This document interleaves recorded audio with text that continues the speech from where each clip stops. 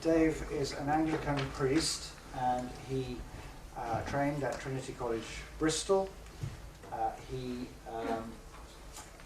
has been heavily involved with Our Rocha for a number of years, the Christian charity originally based in Portugal, and he has been a vicar in Southall, and since doing that job has pioneered the Living Waters environmental project in Southall.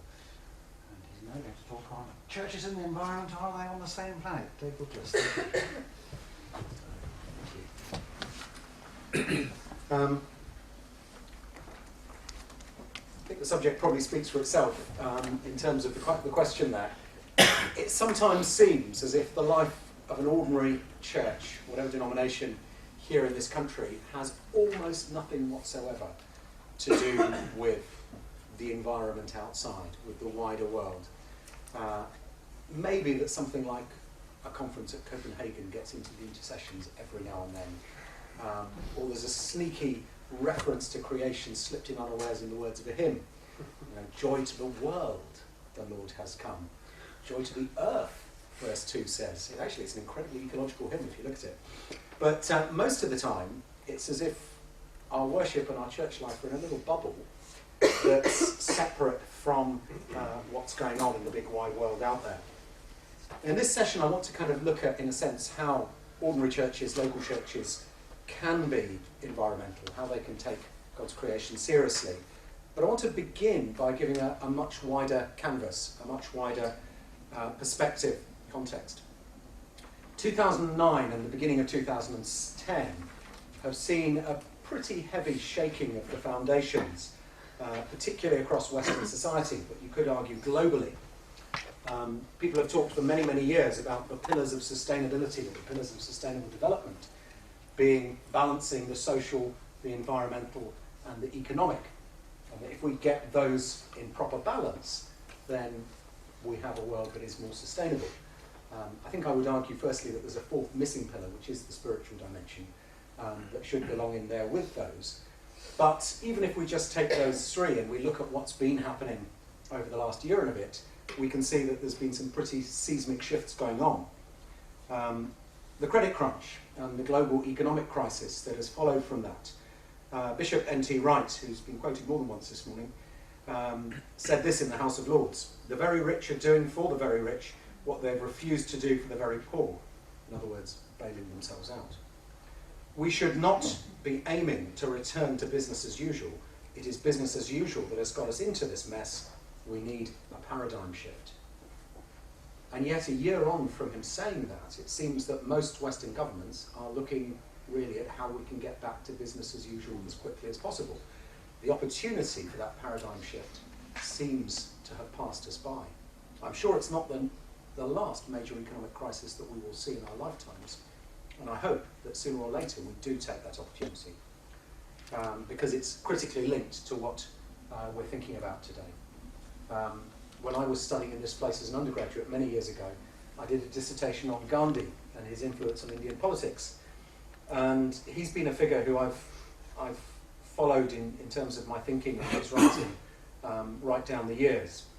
When he visited the UK as a young lawyer back in the early 20th century, he said, "Western nations are groaning under the heel of the monster god of materialism."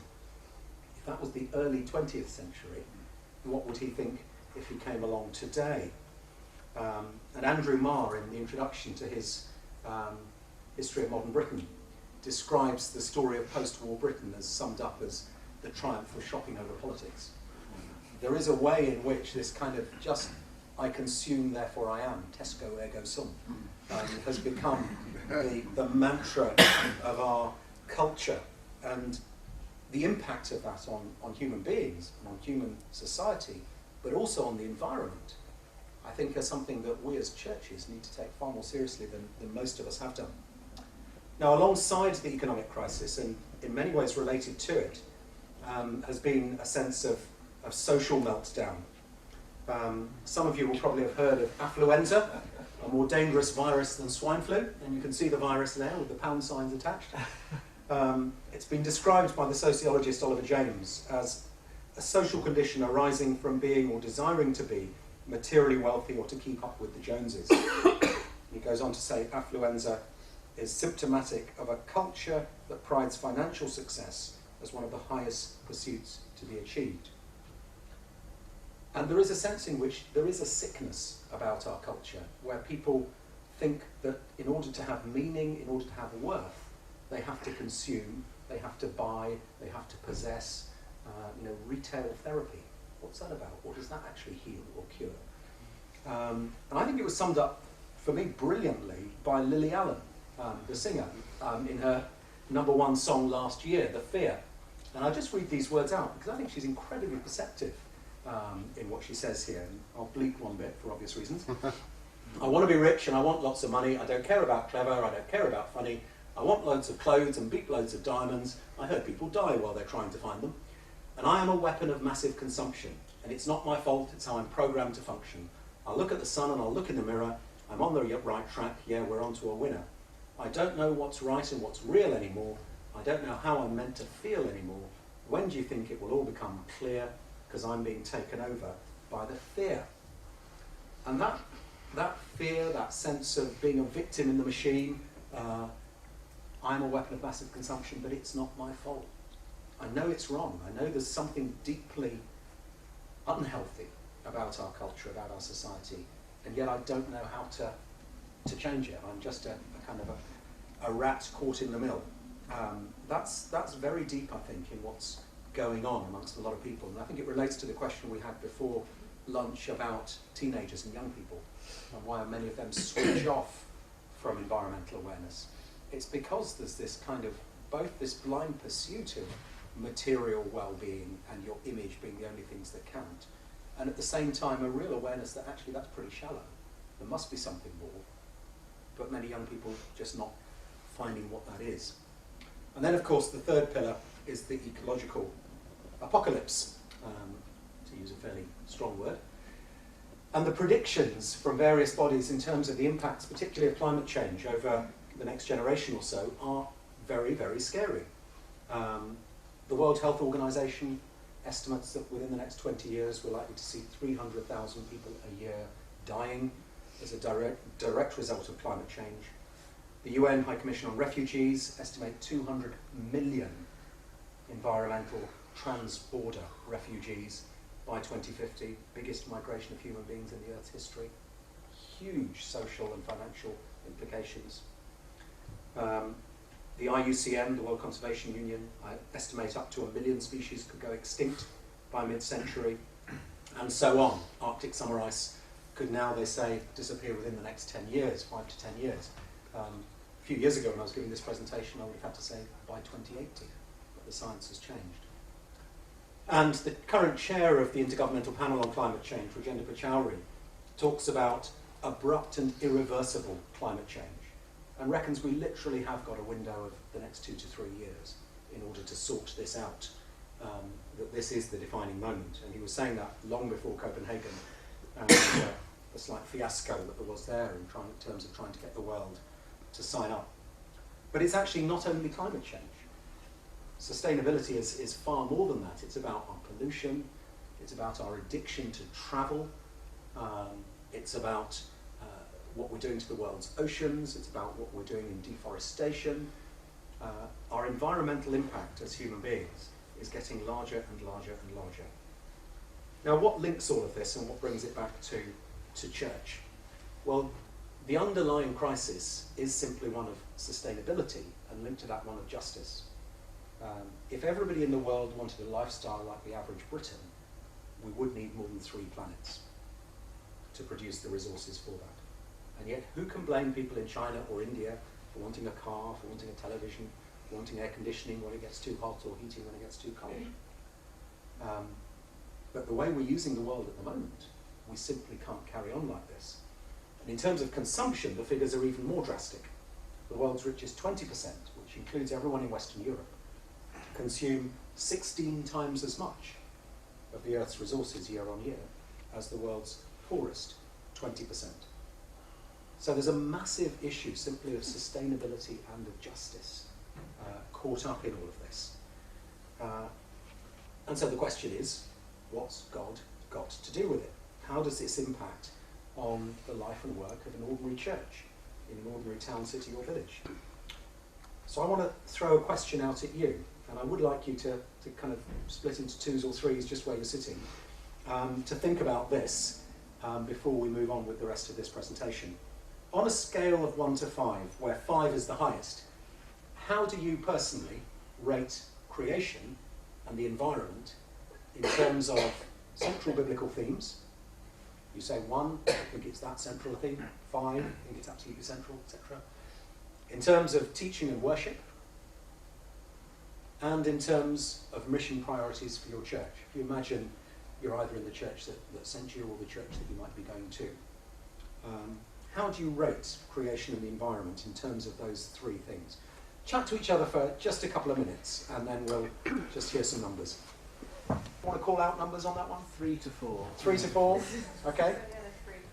We had a 3, some 3s? Before this session, maybe like 3, but maybe a bit higher now. Right, so maybe has gone higher as a result of this course. That's great. Fantastic. Okay, in terms of the second point, in terms of teaching and worship, what happens Sunday by Sunday fair in a local church? Services and small groups. How high does creation and the environment rate in terms of those? Again, in numbers. 3, 2, maybe a bit of honesty creeping in here. 2s and 3s. We had 3s and 4s for the other. Yeah, is it how high it is, or how high do we want it? I was thinking more how high it is. 1. 1. There's some real honesty coming in. Yeah. So, but how high you want it, so we're talking more 3s, 2s, 3s for that. Okay. Final one, in terms of mission priorities. 1 on a good day. 1 on a good day. Yeah. This is the reality. 4. 4 in your church. Okay. I would say 5 in the church I've come from. 5 in the church you've come from. So there's a real spread, and I think that actually reflects what's going on. Some churches I would say are majoring on this, and other churches it just doesn't cross their horizons. 3. Yeah, I'd say 3. At times 4 recently. So. Okay. I think sometimes it's easy to get the kind of environmental issues in a kind of mission activities, because that's like a practical doing something, whereas teaching and worship can often seem kind of quite separate from physical actions. Okay. Just to sort of expand a little point on, having sort of said rather flippantly said 1 on a good day, I think one of the riders to that was the fact that that the environment within which a lot of the mission happens in the place where I am is very much centred on sort of individuals and their particular needs, or it's very sort of primary evangelism, so it's very much about Christ, and it's quite Christocentric in terms of that mission, and so therefore that sort of nudges other things like the creation environment to sort of seemingly out of the way. Okay. So I guess that's a question to self really. How can I weave that more into a situation where the sort of primary concern is to actually tell people about the gospel and up the profile of the environment in introducing them to Jesus? Yeah. Bring them together. The two great commissions together again. Okay, well let's continue. There'll be chance for questions again later on, and after that we're going to have some proper discussion. I guess inevitably, you could say, I believe that we need a real shift in our thinking as the churches in this area, and I think it's a shift that is beginning and is happening in some places. It's a worldview shift, and as with any worldview shift, it can be a bit unsettling. If you grew up, as I did, with this as a map of the world, where Britain is always on the top and in the middle, then it's a little bit unsettling to be told that that is the right way up. And of course, if you live in Australia or South Africa, then it can be the right way up. But it's no coincidence that Britain is in the middle and at the top of those maps, because it was West European cartographers who drew most of those maps in the first place. And it's a very Eurocentric view. It's one that we're slowly having to move away from. But I think a similar thing is happening in terms of theology and creation. As we are maybe at last beginning to see through some of the individualism and dualism that has plagued Western thinking in particular over the last few hundred years. And I want to just spend a few minutes on this, because I think it's actually quite relevant to the practical stuff I'm going to go on to. I grew up in churches where this was the picture of the gospel that was assumed. That what really mattered is the cross of Christ, personal conversion to Christ, and nurturing that very personal relationship through reading the Bible, through praying, and through meeting with other like-minded Christians who are also saved, part of the club. That one day, eventually, we will disappear off to heaven, which is a totally separate circle. It's not connected in any way from this life that we have down here. And if that is your definition of the gospel, then actually everything in this purple square over here, everything like the environment, business, politics, arts and culture, and relations with other faiths, doesn't really matter at all. Because all that really matters is getting people's relationship with God right and making sure that they will get to heaven. And all these things are actually peripheral, if we're honest, within that quite dualistic worldview. And that's the way I was brought up to think. That's what I largely heard when I went along to Christian Union meetings here in Cambridge as a student. And it's taken quite a shift to move away from that worldview. One of the things that helped me visually, and I often do think visually, was a visit to Nairobi 3 years ago as part of that Arusha conference that I mentioned earlier. Kenya's an incredibly Christian country compared to the UK, in that 70 or 80% of the population regularly attend a church. That certainly couldn't be said of here. If you go to central Nairobi, you're as likely to see Jesus Christ is the Lord as an advertising hoarding for some consumer product, again, which couldn't be said here. However, what I found in Kenya was that quite a lot of Kenyan Christians were asking themselves a very good question, which is, if we are such a Christian country, then why hasn't it transformed our culture and our society more than it has? Why have we still got all sorts of other issues? Well, I'll go back again, actually. I want to come to that one later. I thought I got something else that was going to come up. Why are we still suffering from intertribal tensions? Why have we got extremes of poverty and wealth in central Nairobi? Why have we got the environmental crisis that we have in Kenya? If so many of our population are Christians, then why aren't we seeing all these things being improved? And the conclusion that was coming from within the Kenyan church, many of the people that I was speaking to, was that we have inherited and we have also owned and continued to teach too small a gospel. That the good news is about get saved, be born again, you'll go to heaven. That's what really matters. What you do at work, what you do at home, what you do to the environment are secondary. The first thing is your relationship with God. But what really helped me was the context of this picture, because that photo is actually a small part of a much bigger picture. You can still see it there in the middle, Jesus Christ is the Lord, but look at the context. That's modern 21st century Nairobi, a place with incredible wealth, and yet you've got Kibera and other slums with terrible, terrible poverty. A place where tribes who used to live in different areas are now finding themselves in the same area and tensions arising because of that. A place where you've got real environmental tensions and devastation.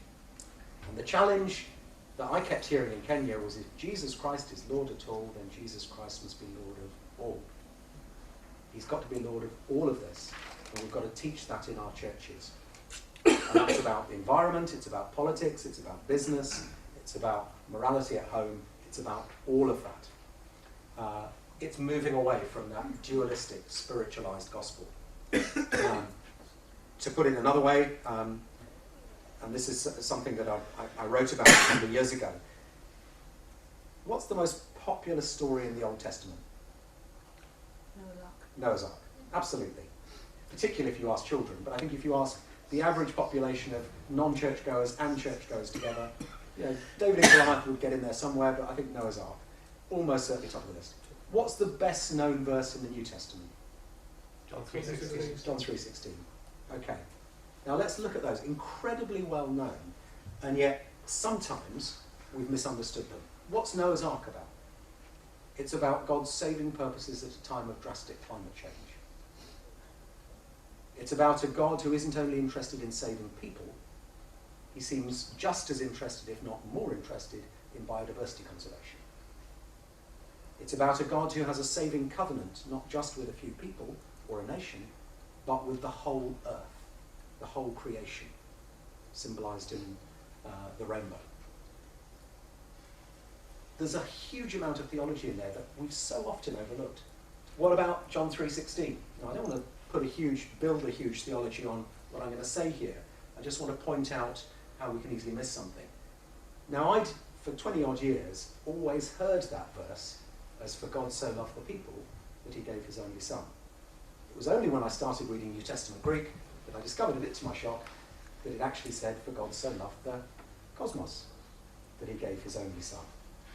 And so I started looking at commentaries and asking my lecturers, well, what does that mean? Does that mean what I think it means? And what the commentaries tended to say and agree on is that in both New Testament and classical Greek, the normal meaning of cosmos is the whole created order.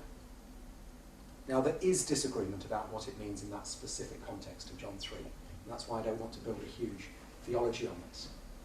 But it should raise a question that it never raised in my mind. When I heard the word world, I thought people. Because I had an anthropocentric worldview. And I was imposing that worldview on my reading of the Bible. And I think a theocentric worldview, one that puts God at the centre, actually helps break us away from that. And again, this is hopefully not treading on Hillary's toes from the theological overview she gave this morning. But in my book, Planet-Wise, what I do is look at 5 big themes of Scripture and how each of them has a significant, if you like, environmental dimension. How if you take the themes of creation, fall, land, Jesus, and new creation, you could argue those are the 5 biggest themes of Scripture. In fact, Tom Wright argues that, he uses that as a basis for some of his theology, and he borrowed that from the early church. He consciously says that. These are the 5 great themes. He also describes them as the 5 great acts of the biblical drama, or you could see as the 5 great movements of an orchestral piece. God made it all good. We've messed it up. God chose a people in a particular place to model his purposes. God sent his Son to help bring about healing for all the broken relationships. And one day, all things will be renewed through his Son. In a sense, that surely is the whole big picture gospel in those 5 big headings. And it's all about the whole picture, with human beings as a very important part, having a key role, but not as the only thing that matters in the story. God has a bigger purpose encompassing the whole creation that runs right through that schema. James Jones, Bishop of Liverpool, says, "I have come to see that the future of the earth is central to the mission of God." And we've not talked a lot about eschatology today, but actually what we believe about the future of the earth matters a lot here.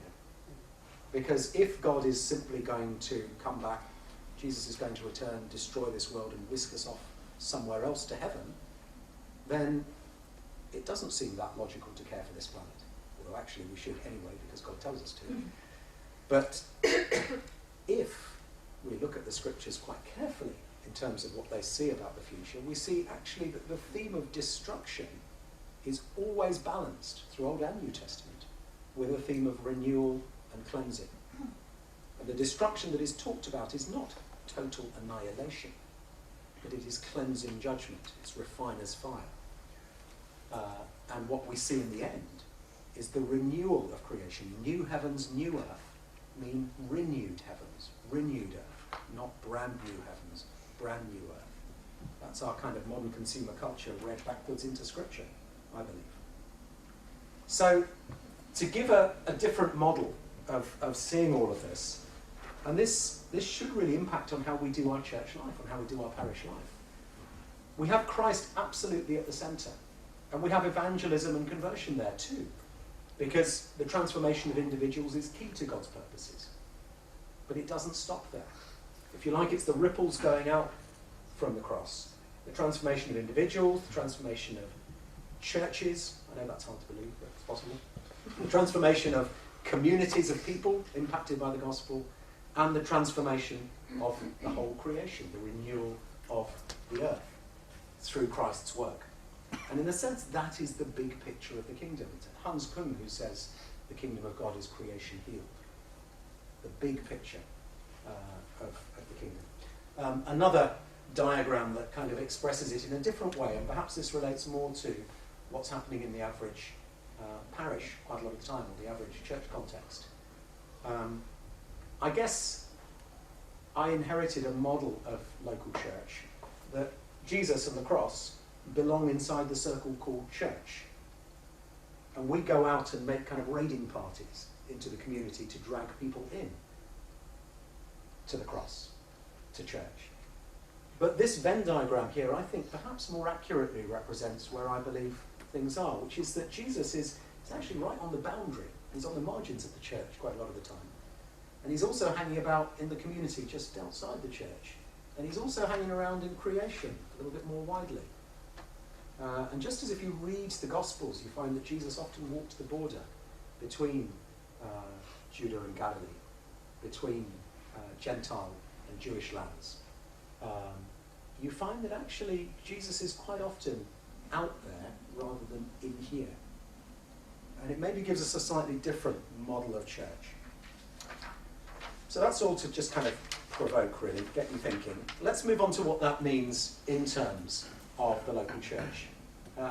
In Planetwise, I talk about 4 dimensions that this must impact. Our discipleship, our worship, our lifestyle, and our mission.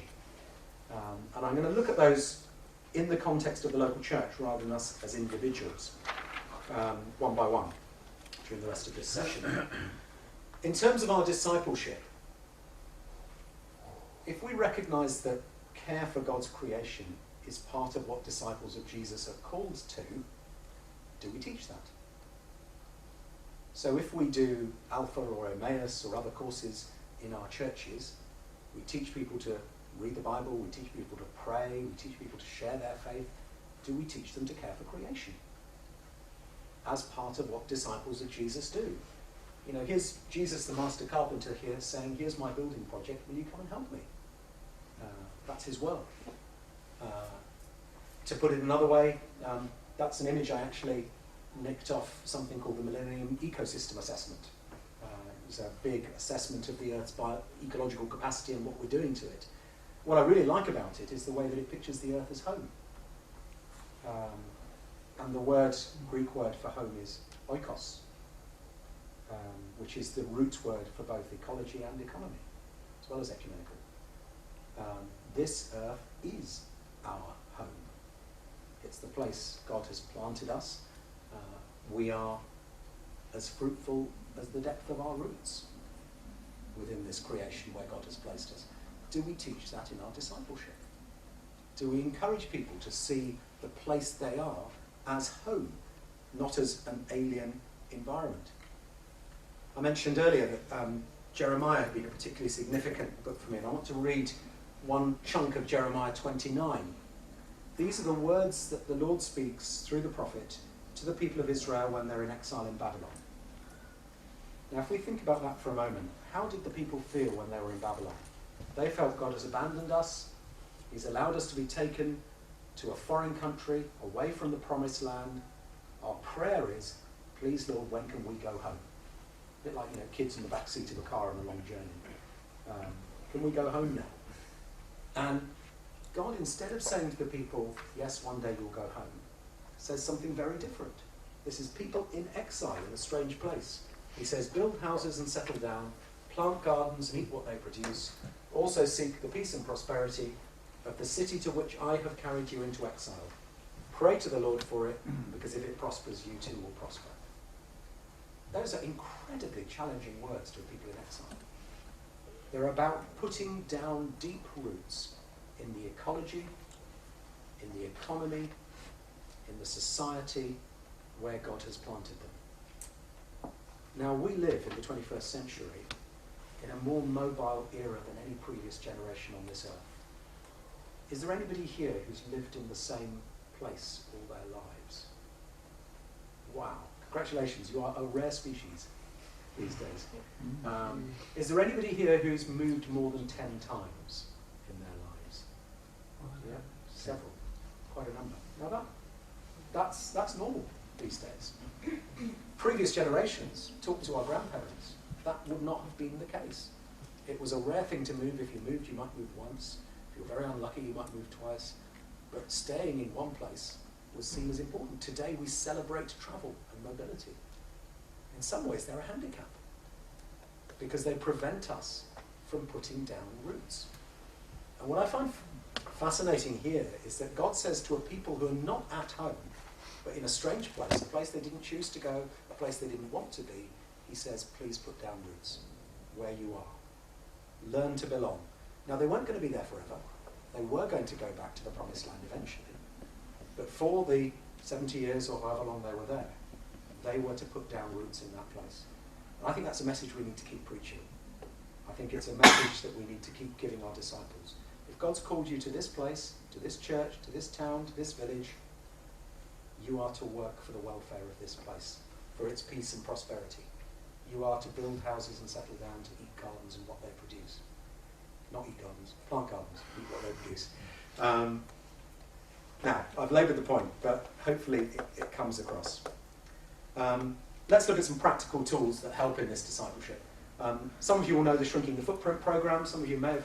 Has everyone here heard of the Shrinking the Footprint programme? Not everyone, no? That's interesting. Okay.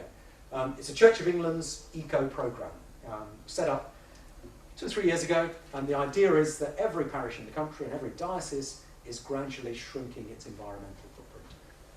In London Diocese, where I live, we've set ourselves a target of, by the end of 2012, which is a big date in London, we're going to reduce our diocesan carbon footprint by 20.12%. So, nice numbers. The idea is that churches measure their heating bills, their electricity bills and everything else, and they gradually shrink their footprint. They look at their travel, how people get to church, they try and share travel and things like that. It's a good programme, and I recommend it. There's another programme, which I also recommend, particularly as a Russia runs it in England and Wales, called Eco Congregation, and there are leaflets about that here at the front.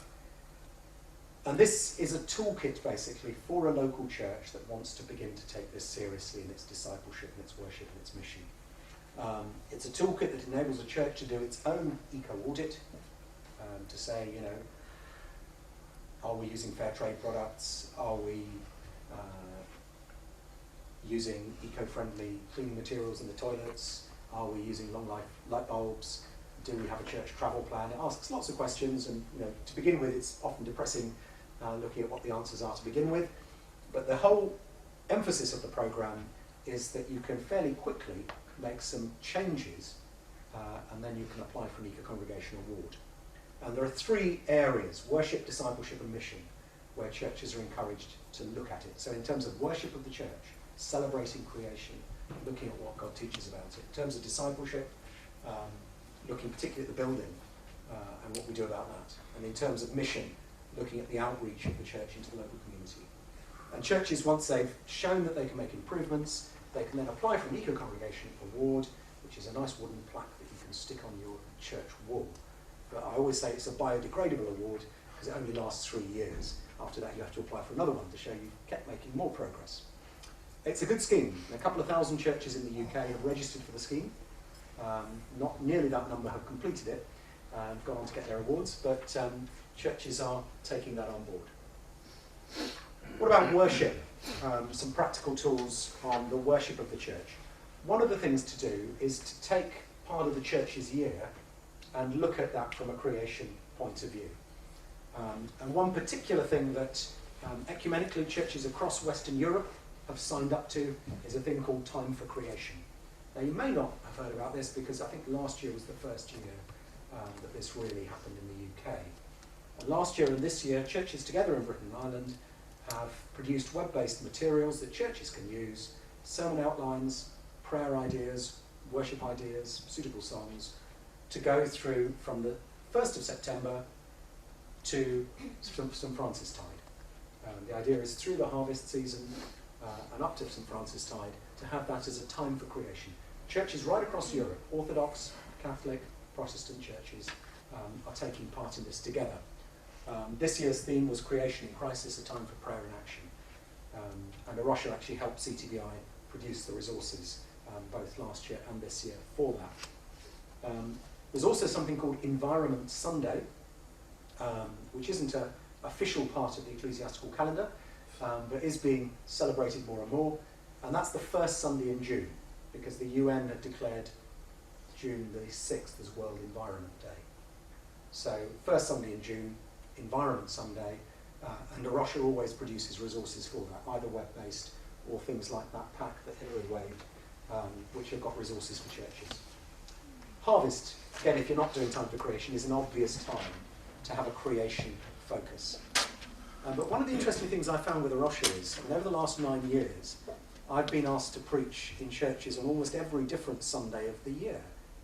And it's extraordinary, if you're using the lectionary, how you can find stuff about creation and the environment in almost every theme, almost every lectionary set of readings for the year. It's there woven through all the way. Now, when it came to Mother's Day, and I started to speak about Mother Earth, people got a bit worried. Anyway, I was only winding them up when I did that. When was the last time your church worshipped out of doors? Decided to abandon the building and have an open-air service in a local park, or if you're in a rural area, maybe in a farmyard or a churchyard. Why not? Creation is already worshipping God. And theologically, all we're doing is joining in and verbalising what creation says already. So why not worship out of doors? The times when I've done this with church groups have often been incredibly powerful times.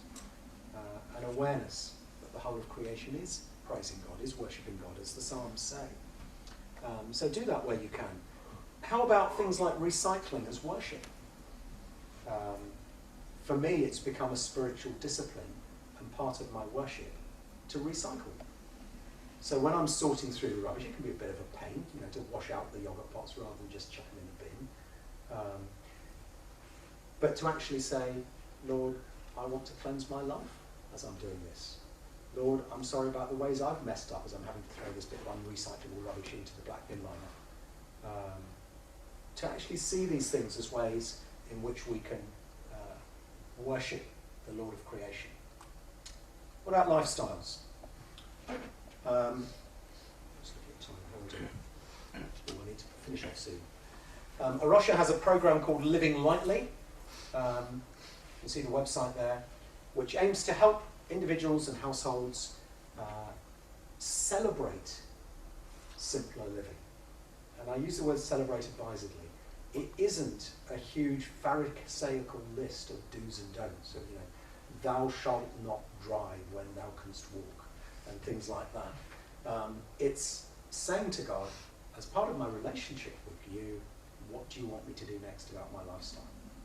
And taking one step at a time, and gradually that builds up into a complete change. And certainly as a family, that's what we've found, is that gradually things change. I highly recommend the website. It's run by Ruth Valerio. His book, Ellis for Lifestyle, is on there as well. It has a monthly kind of tip and a forum where people can share their ideas. So there's lots going on there. And we found as a family that this has transformed what we're doing. The only car we own now is that little electric car there in the middle, which we can't actually all fit in as a family, which is a bit of a challenge. And it means that if we're travelling a long distance, then we either have to hire a car or use public transport. And that makes you think twice about whether you need to. Because we just tend to see the car as an extension of our legs. And maybe we need to change on that. Growing some of our own food has become quite a challenge. That isn't actually our allotment there. That's Greenpeace's allotment on the site of the proposed Heathrow third runway, which is fantastic, where they've bought this plot of land. And it's now owned by about 10,000 separate individuals. So that it's going to be incredibly difficult for BAA to buy it up with the government. Fantastic, anyway. Or this is, on the right, a carbon fast that we as a family have done for the last 3 years from Good Friday through to Easter Sunday, where we decide that we'll try and... It's a spiritual and an ecological thing for us, where we turn everything except the freezer off. No phones, no laptop, no television, no radio, no hot kettle in the morning. We cook in the garden on an open fire. So it's not a carbon fast completely, but it's a kind of eco-fast to enter into the darkness between Good Friday and Easter Sunday. And the joy on the kids' faces on Easter Sunday morning when they can switch the light on. They say, "Hallelujah, Christ is risen," as they switch the light on. It's great. But it actually, we found all sorts of side benefits, like we sat and talked to each other in the evening because there wasn't a television to get in the way of it. We enjoyed our food hugely, and we shared it with the neighbours because they said, "What on earth are you doing cooking out on a fire?" I said, "Oh, come and join us and find out." Great fun. 1010. Many of you here heard of 1010? It's an initiative running throughout this year. It's got the most unlikely media champions, The Guardian and The Sun, together. And the idea of 1010 is brilliantly simple. It's reduce your carbon footprint by 10% by the end of 2010. And actually, for most people who are at the beginning of a lifestyle journey, that's a pretty easy target. That's reachable. What they've managed to do is get the whole cabinet, the whole shadow cabinet, signed up to this. They've got several Premiership football clubs signed up to this. So it's getting out there into the popular world in a way that a lot of eco campaigns haven't. And they've got a lot of big businesses signed up to it now as well. It's a very doable target. Lots of tips on the 1010 website about how to do it. What about our mission, finally, as a church? What does it mean to become good news for all creation in our mission? Well, I like to quote something that the late Rob Frost used to say when he was running missions as an evangelist. He used to say, when Christians take the earth seriously, people take the gospel seriously. And that's been our experience in Arusha. Time and time again, we find people coming to us saying, "I wouldn't go near a church, but I like what you guys are doing. Tell me more about why you're doing it."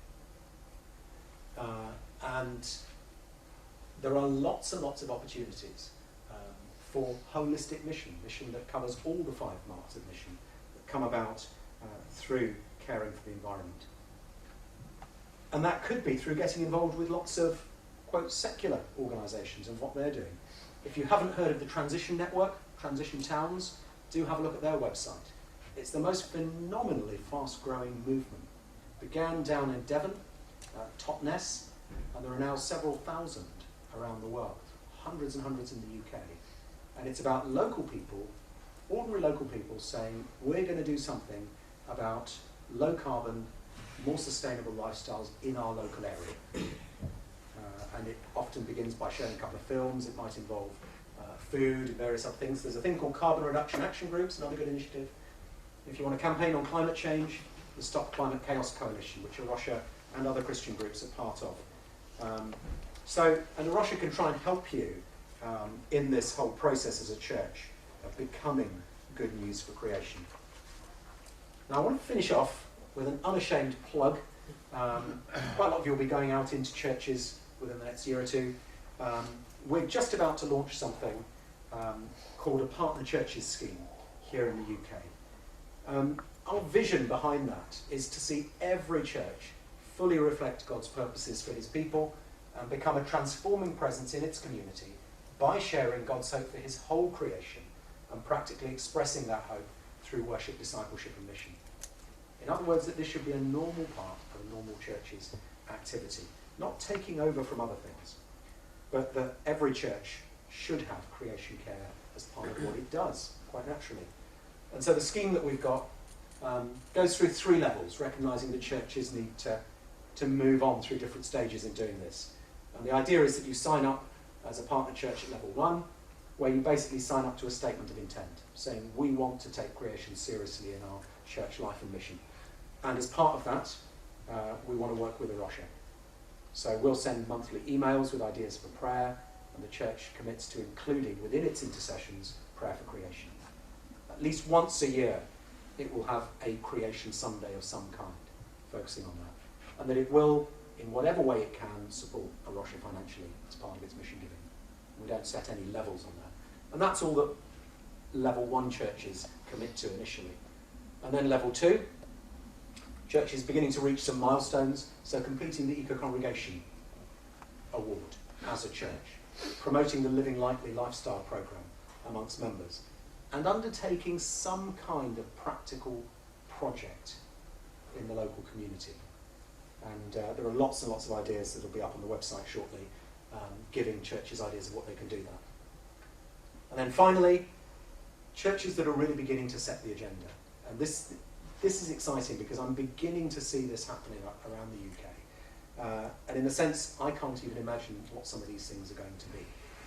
But churches that are really not just playing catch up with the secular world, but really beginning to set the lead in terms of where we need to be going as a society, in terms of living more sustainably, in terms of our relationships with each other and the land and with God, right at the heart of that.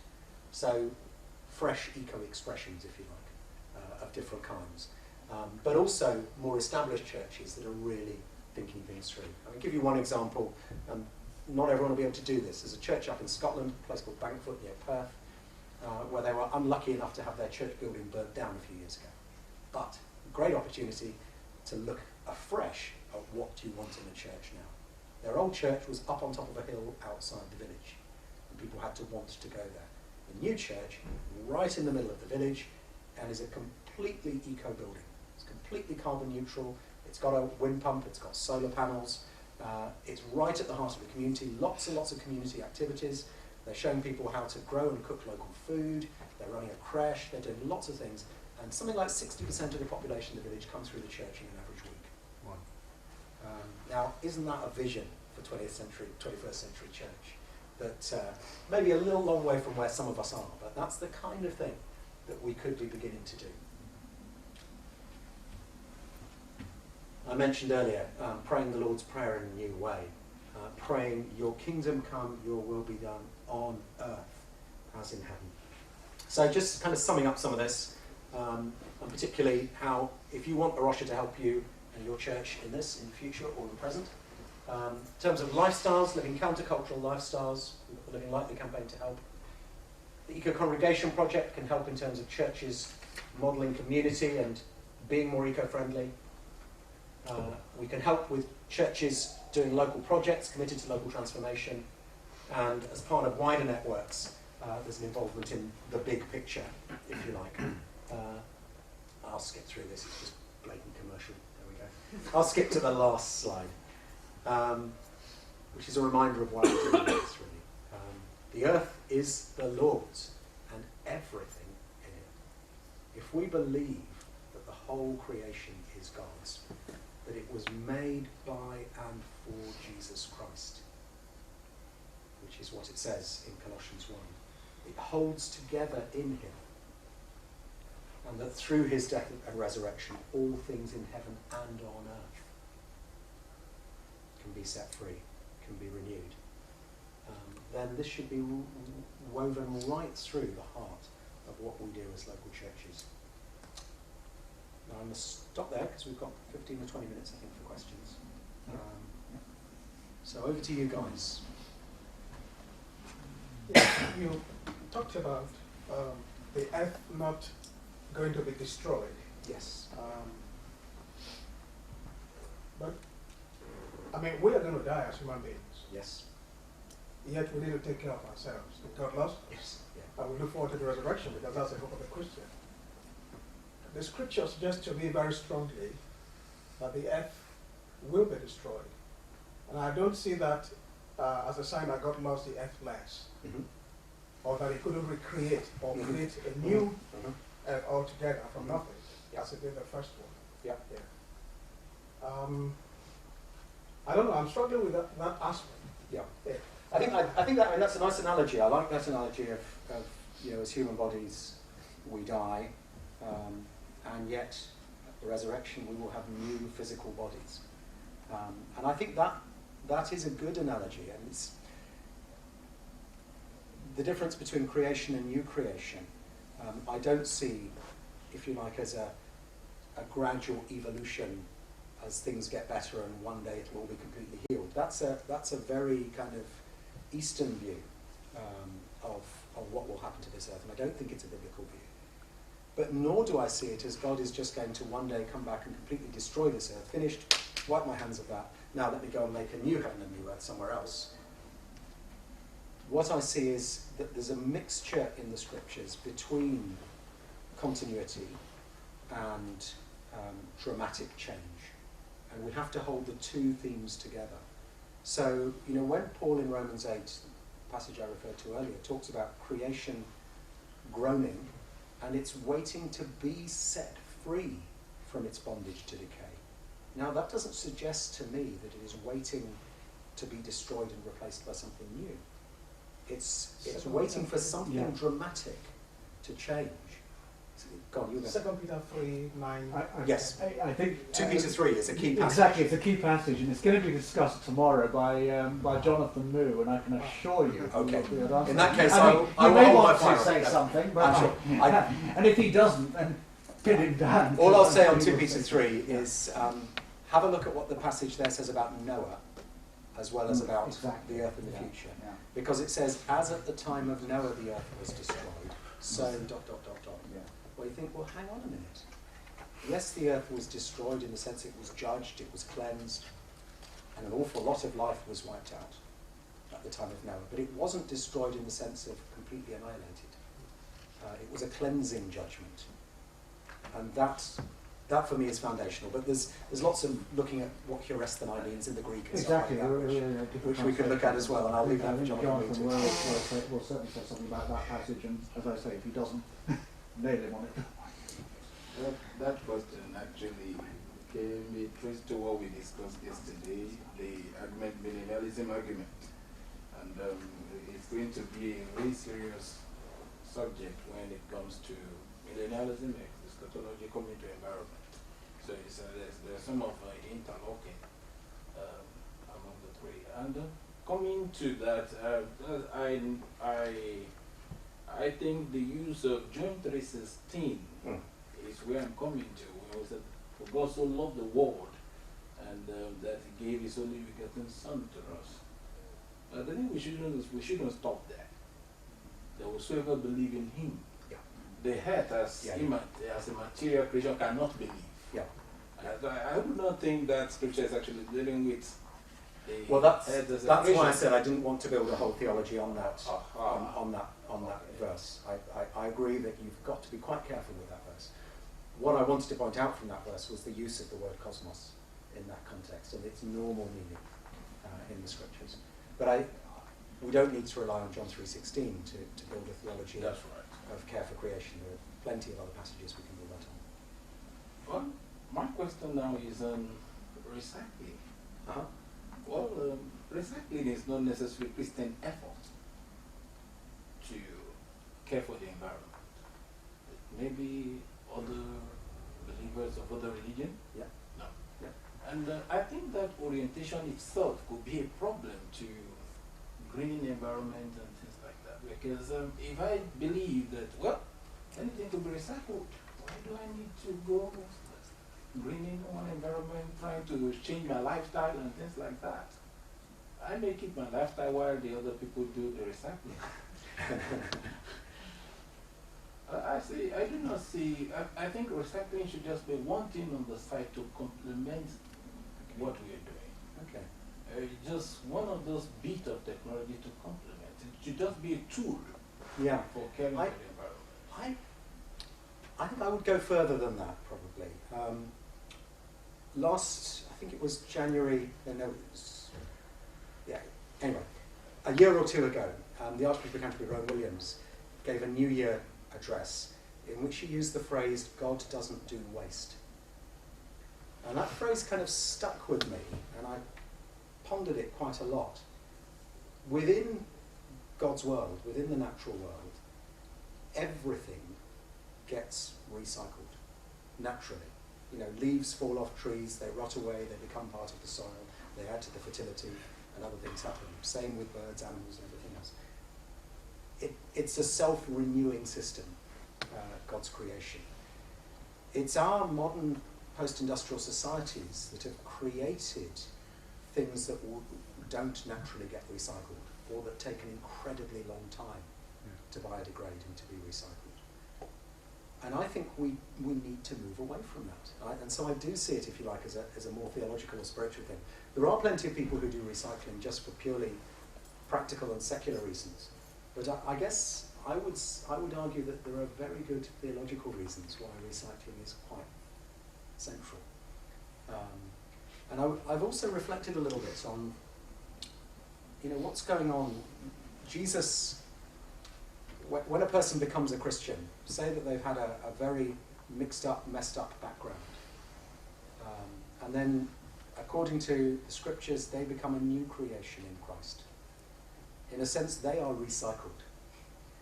Their old person is being transformed, it's being renewed, it's being made into something brand new by Christ. Now, recycling is not an adequate word, but it gives a little bit of a picture of what happens when a person is renewed.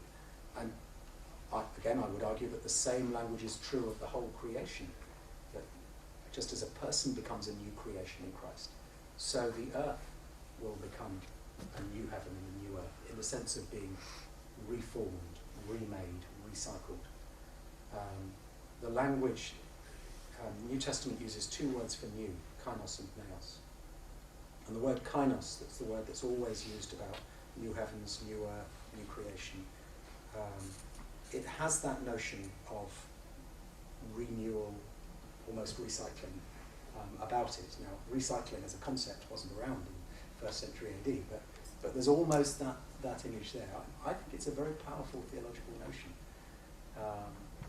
that God can take what's broken and messed up and beyond repair and remake it into something, but also of creation as well. So I have to move to a stage where the things that we produce, whether they're whatever, have to be made from components that can be broken down and recycled. Because we simply need to do that in terms of the earth and its resources, and enough resources for future generations. More and more people are doing that. Car manufacturers, for instance, are now more and more moving to a place. If you look at the average new car that's coming out this year, you'll find that 70, 80, 90% of its components can be recycled at the end of its life. That's the way we need to go, I think. So I would have try and have a more theological understanding of maybe of recycling. I don't know. Did you? No. Well, I've got one question. Yeah. You mentioned obviously Creation Sunday being the first Sunday in June. I wondered if you had any practical advice, because that often happens to be Trinity Sunday as well. Sometimes does it. Sometimes clashes with Trinity, occasionally clashes with Pentecost. How they fit together. What we've done, we produce materials each year for Rocha. We try and produce materials that, if churches want to do it that Sunday, then that can both combine Pentecostal Trinity and creation. Or we say to churches, move it to the nearest suitable Sunday. I mean, Trinity that's fantastic for creation. You know, the Trinity in creation is a great thing. How God's involved in creating and sustaining and renewing and redeeming creation. All the members of the Trinity are involved in that. That's a really good one to do. Are you hopeful for the future? That's a big question. I go up and down, I guess, like most of us, in terms of that. If you'd asked me the day after the end of the Copenhagen conference, I was feeling pretty down at the end of that, because it was a huge missed opportunity for the world. Looking on at it a few weeks later, I can see, well, okay, there was some limited progress by some of the big bad guys in terms of the history of these discussions. Some of them moved some distance at least, but how much more time have we got? I think if it wasn't for my faith, I would have very, very little hope. If I look, somebody like James Lovelock, who is a brilliant scientist, a brilliant man, and an atheist, looks at the environmental crisis at the moment, looks at human nature, and just sees no hope. Because he just doesn't think that selfish human beings and selfish countries are going to change in time. So, how do I look at it differently from that? Well, the answer is my faith. Gives me hope, both because of who God is and God's commitment, but also because of that faith, I believe people can change, and nations and cultures can change. And that's what gives me hope. So it's a theological hope, ultimately. But do I see evidence to support that hope? Yes, I do. In the last few years, I think massive changes amongst evangelicals in the US in terms of their attitudes on the environment are a big sign of hope. I think big changes in thinking in China on this whole issue, that's a big sign of hope. The election of the current American president is a big sign of hope in terms of global politics and views that actually help the planet. Those are all very practical signs of hope. I mean, as Sir John Horton, who's one of the most eminent scientists in this area and a committed Christian, says, you know, we have the science on this, we know what we need to do and we can do it. So there is good solid grounds for hope there. The real question is, will we? You know, will people be prepared to change enough? Will the very well-funded climate deniers continue to confuse people for too long? That's where there's some despair. But I do remain hopeful, and I do remain hopeful that the church can actually take this opportunity for what I believe is the great missiological opportunity of our age for the church, if we really take this opportunity. So I was going to ask about justice, issues of justice.